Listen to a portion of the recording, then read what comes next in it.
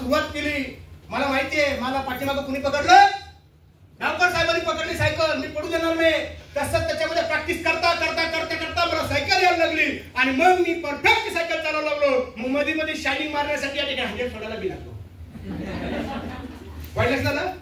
जोपर्यंत तुम्ही बार बार प्रॅक्टिस करणार नाही तोपर्यंत तुम्हाला याच्यात चुकू द्या, प्रॅक्टिस थांबली नाही पाहिजे. कसं त्याच्यामध्ये रोज प्रॅक्टिस पाहिजे. रोज म्हटलं की 1 to 1 रोज फोन, रोज 1 to 1 रोज फोन, रोज 1 to 1 फेवर. चुकलं तरी चालेल, 1 to 1 plan, 1 to 1 plan, 1 to 1 plan.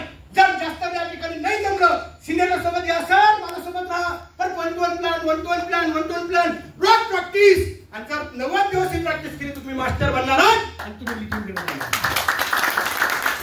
Point two point बात करे. त्यानंतर जर या ठिकाणी बघितलं सॉफ्ट स्किल, कार्यकुशलता, त्याच्यानंतर या ठिकाणी संचार करणे. तुमच्या डोक्यातली गोष्ट समोरच्या व्यक्तीच्या डोक्यात टाकता आली पाहिजे. एखादी गोष्ट जसं क्रिकेटचं प्रसारण तिकडे, दूरसंचार म्हणजे इथं आपल्याला घरात दिसतंय, आपण ते बघतोय. तुमच्या डोक्यातला विचार, तुमच्या डोक्यातला बिझनेस, तुमच्या डोक्यातला प्रोडक्ट, तुमच्या मनातल्या गोष्टी त्याच्या समोरच्या व्यक्तीच्या मनामध्ये, डोक्यामध्ये टाकता आला पाहिजे. त्यानंतर संचार करणे हे जमलं पाहिजे. बातचीत रणनीय करे, त्याच्यानंतर टीम वर्क करे, त्याच्यानंतर लचीलापणा चाहिए, समस्या समाधान करण्याची ताकद पाहिजे आणि ग्रुप प्लॅन